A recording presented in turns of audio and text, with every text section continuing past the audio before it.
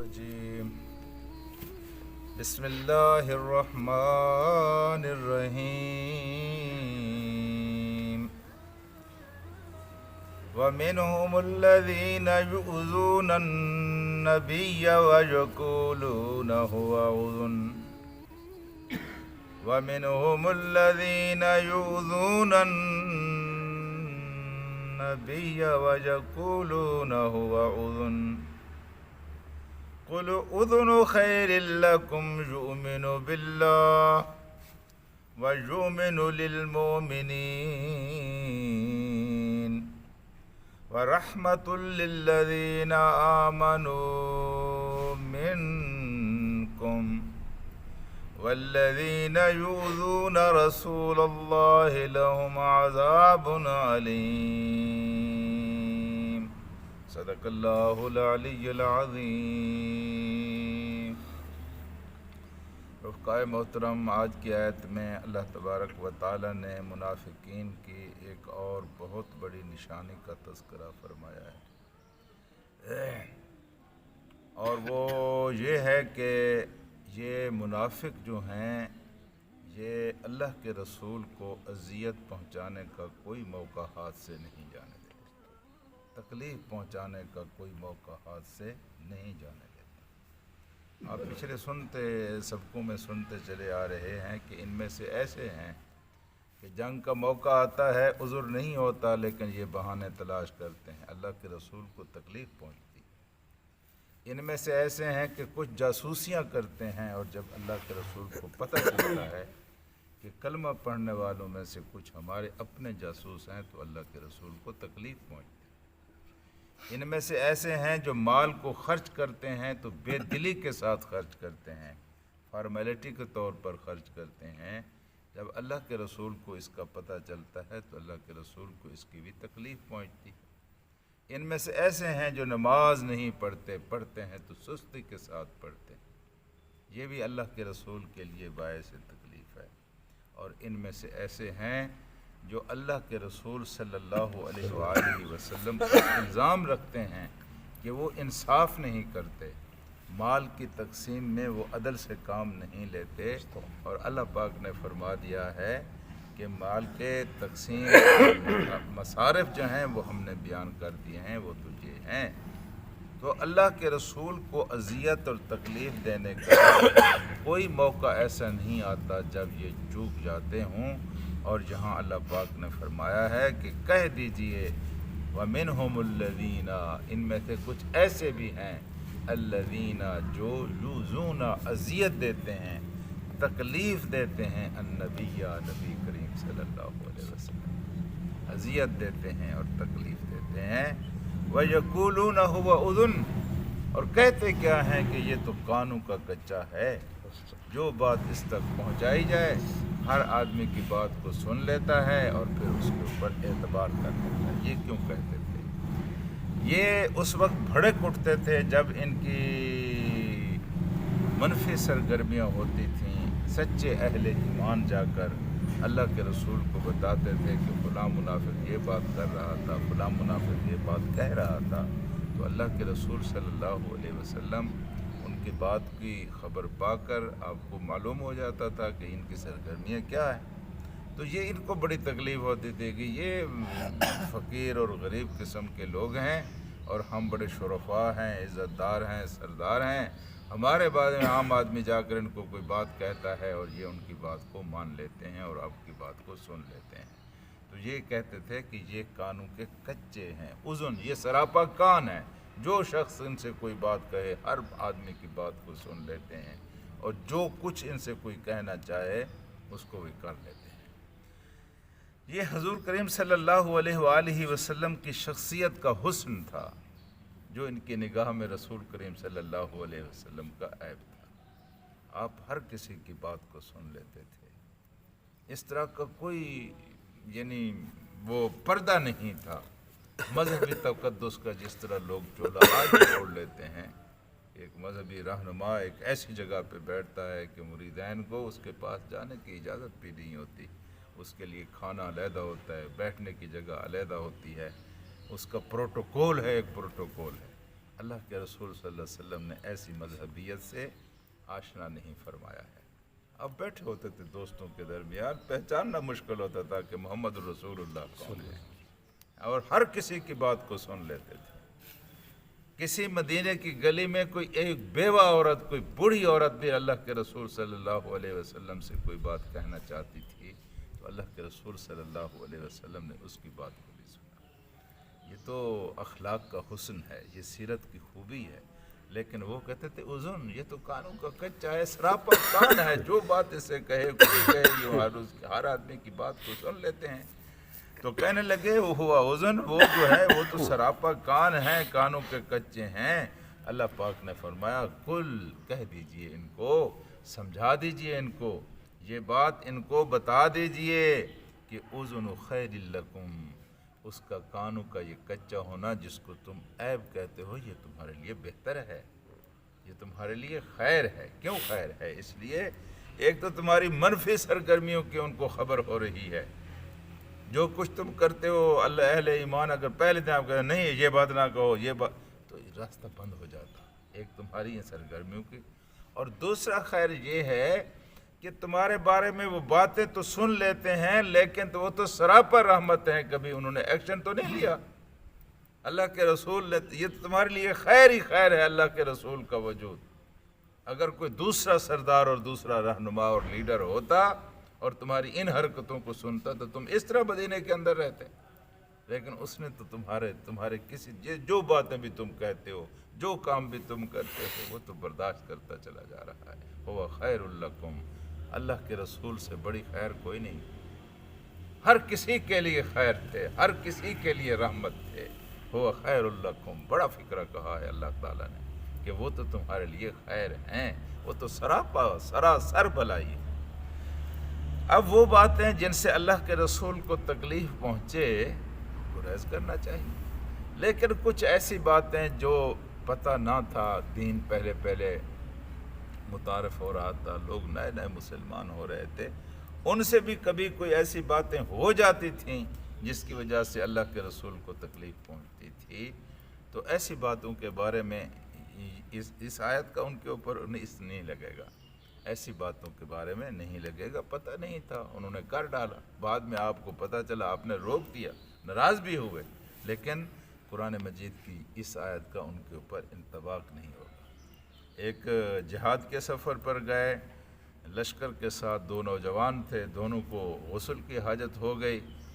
اور سخت سردی کا موسم تھا اور پانی انتہائی یخبستہ تھا، تو دونوں اپنے امیر کے پاس گئے، اپنے لیڈر کے پاس گئے اور ان سے کہنے لگے جی حاجت ہے غسل کی، تو پانی بہت سرد ہے، ہم کیا کریں؟ تو آپ نے فرمایا اللہ کے رسول کا حکم ہے، بس نہاؤ تم،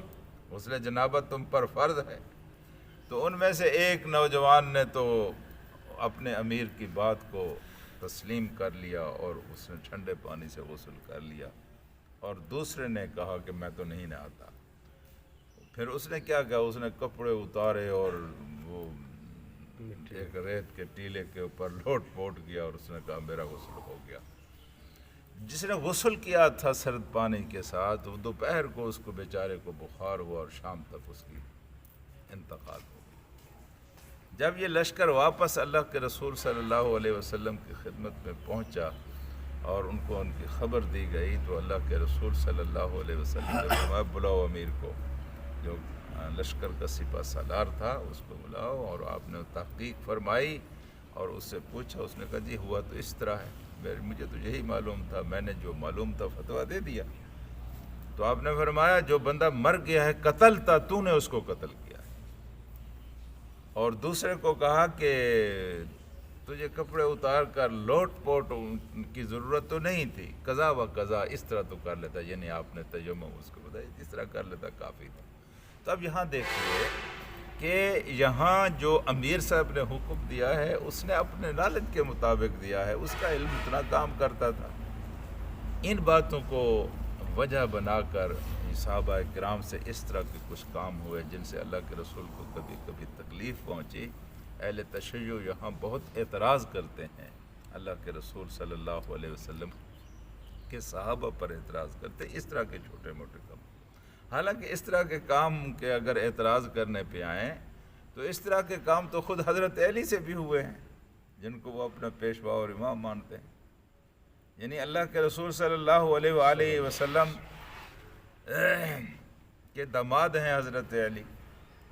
تو حضرت علی رضی اللہ تعالی عنہ نے ایک دفعہ ارادہ فرما لیا کہ میں ابو جہل کی بیٹی سے شادی کروں گا، اور جب سیدہ فاطمہ کو اس کی خبر ہوئی تو آپ اللہ کے رسول کے پاس گئیں اور آپ نے فرمایا جناب علی تو یہ ارادہ رکھتے ہیں۔ تو حضور کریم صلی اللہ علیہ وسلم نے لوگوں کو جمع کر کے ارشاد فرمایا کہ اللہ کے رسول کی بیٹی اور اللہ کے دشمن کی بیٹی ایک نکاح میں نہیں ہو سکتی۔ علی سے کہہ دو اگر وہ اس بات کا ارادہ رکھتا ہے کہ اس نے ابو جہل کی بیٹی کو اپنے نکاح میں لینا ہے تو میری بیٹی کو آزاد کر دے، میری بیٹی میرے گھر آ جائے گی۔ جی ہاں جی۔ اب یہ بات جب حضرت علی تک پہنچی، حضرت علی کے تو پاؤں سے زمین نکل گئی، دوڑتے ہوئے اللہ کے رسول کی خدمت پہ پہنچے اور معذرت کی کہ یا رسول اللہ ایسی تو کوئی بات نہیں ہے۔ آپ نے فرمایا فاطمہ میرے جگر کا ٹکڑا ہے، جس نے فاطمہ کو تکلیف دی اس نے مجھے تکلیف دی۔ تو دیکھیے ایک سوچ تھی نکاح جائز ہے کر لیتے ہیں، پتہ نہیں تھا، لیکن جو ہی پتہ ہوا تو سیدنا علی نے اسے رجوع فرما لیا، لیکن وقتی طور پر اللہ کے رسول کو تکلیف تو پہنچی لوگوں میں، آپ نے اس کا تو اس طرح کے اگر کوئی اعمال کسی بھی صحابی سے ہو جاتے ہیں جس کا اجتہاد سے تعلق ہے، ہاں جی، تو اس کی وجہ سے ہم یہ نہیں کہتے کہ سارے صحابہ جو تھے وہ اس طرح تھے اور صحابہ اس طرح تھے۔ یہ منافقین دوسری طرز کے لوگ تھے، یہ اللہ کے رسول کے اوپر تان کا کوئی موقع جانے نہیں دیتے تھے۔ تو فرمایا یہ ہے کہ آپ کا کانوں کا کچا ہونا، جو وہ کہتے ہیں کہ کانوں کے کچے ہیں ہر آدمی کی خیر لکم، یہ تو ان کے لیے بہتر ہے نلائکوں کے لیے۔ والذین یؤذون رسول اللہ، پھر فرمایا ورحمت اذن خیر یؤمن باللہ، اللہ کا رسول اللہ پر ایمان رکھتا ہے، ویؤمن للمؤمنین، یہاں یؤمن پہلے کا معنی ہے اللہ پر ایمان رکھتا ہے، یہ باللہ کے ساتھ آیا ہے بے کا صلہ، اللہ پر ایمان رکھتا ہے، ایک گرامر کا مسئلہ ہے، اور وہی لفظ آ گئے ہیں یؤمن بالمؤمنین، مومنین پر بھی ایمان رکھتا ہے، نہیں یہاں اس کا لام کے ساتھ اس کا صلہ ہے، تو اس کا مطلب یہ ہوگا کہ وہ مومنوں کی باتوں کو مانتا ہے، مومنوں کی باتوں پر اعتبار کرتا ہے۔ وہ کوئی جن کو تم گرے پڑے لوگ کہتے ہو وہ گرے پڑے لوگ نہیں ہیں، تم سردار ہو تو ہوا کرو، لیکن وہ تو معاشرے کے انتہائی سالے لوگ ہیں، اور کوئی جھوٹی بات کی توقع بھی نہیں کر سکتا کہ صحابہ کرام آ کر اللہ کے رسول کو جھوٹی بات کہیں گے۔ وہ اہل ایمان کی باتوں کو مانتا ہے۔ وَرَحْمَةٌ لِّلَّذِينَ آمَنُوا مِنْكُمْ، اور تم میں سے جو اہل ایمان ہیں ان کے لیے اللہ کا رسول سر تسر رحمت ہے، اللہ کا رسول سدا پر رحمت ہے۔ اگر تم اللہ کی رحمتوں کو حاصل کرنا چاہتے ہو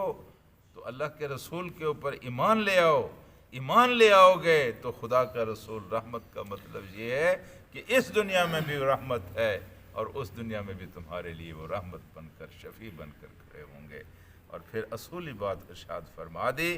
کہ والذین یؤذون رسول اللہ، جو لوگ بھی اللہ کے رسول کو اذیت دیتے ہیں، تکلیف دیتے ہیں، لہم عذاب علیم، اگر وہ اللہ کے رسول کو تکلیف دیتے ہیں تو ان کے لیے بھی تکلیف والا عذاب ہے۔ اللہ کے رسول صلی اللہ علیہ وسلم نے پورے ذخیرہ احادیث میں دیکھتے ہیں کہ دو باتوں کے اوپر آپ نے اللہ کو گواہ کر کے اللہ کا واسطہ دے کر کہا ہے کہ لوگوں بس یہ کام نہ کرنا۔ ایک اور بات اللہ اللہ، آپ نے فرمایا تقدیر کے معاملے میں اپنی زبانوں کو بند رکھنا، تقدیر کے معاملے میں زیادہ بحث نہ کرنا۔ قیامت کا دن ہوگا، نامہ اعمال پیش کیا جائے گا تو اللہ تبارک و تعالیٰ پوچھیں گے کہ اس نے میری تقدیر کے بارے میں، کہا جائے گا کہ یہ جو آپ کی تقدیر تھی اس کے اوپر ایمان لے آیا، تو کہا جائے گا کہ کیا اس نے کبھی کوئی اس کے بارے میں بحث بھی کی؟ نہیں جی، اس نے کبھی بحث نہیں کی تقدیر کے بارے میں، جو بس آپ نے کہہ دیا تھا، آپ کے رسول نے کہہ دیا تھا، انہوں نے مان لیا، تو اللہ تعالیٰ کہے گا جاؤ میں اس سے کوئی بحث نہیں کرتا، اس کو جنت میں لے۔ اور اگر تقدیر کے معاملے میں کبھی بھی بحث ثابت ہو گئی، اس نے بحث کی ہے، اس نے تکرار کیا ہے، تو اللہ کہے گا کہ آؤ اب میرے ساتھ تکرار کرو۔ اور جب اللہ تکرار پہ اتر آیا تو اللہ کی تکرار اور بحث میں کوئی چیز نہیں سکتی۔ ایک تقدیر کے معاملے میں فرمایا اللہ اللہ، تقدیر کے معاملے میں زبانیں بند رکھنا۔ دوسرا فرمایا اللہ اللہ فی اصحابی، میرے صحابہ کے بارے میں بھی زبان کھولتے ہوئے احتیاط کا دامن، کیونکہ صحابہ تو میرے ہیں۔ یہ بہو جب جاتی ہے گھر میں کوئی غلط کام کرتی ہے تو کیا کہتی ہے اس کی ساس؟ کہتی ہے تیرے ماں باپ نے یہی تربیت کی تھی تیری۔ اللہ کے رسول کے صحابہ پر جب آپ زبان دراز کرتے ہیں تو پہلا الزام اللہ کے رسول پر جاتا ہے کہ تربیت یافتہ تو ان کے ہیں۔ تو اللہ کے رسول نے فرمایا میرے صحابہ کے بارے میں بھی اپنی زبانیں بند رکھنا، اللہ کا واسطہ دے کر کہا ہے، اور تقدیر کے بارے میں بھی اپنی زبانیں بند رکھنا۔ یہ دو بڑے اہم مسئلے ہیں، ان کا ہر مسلمان کو علم ہونا چاہیے۔ اللہم صلی علی سیدنا و مولانا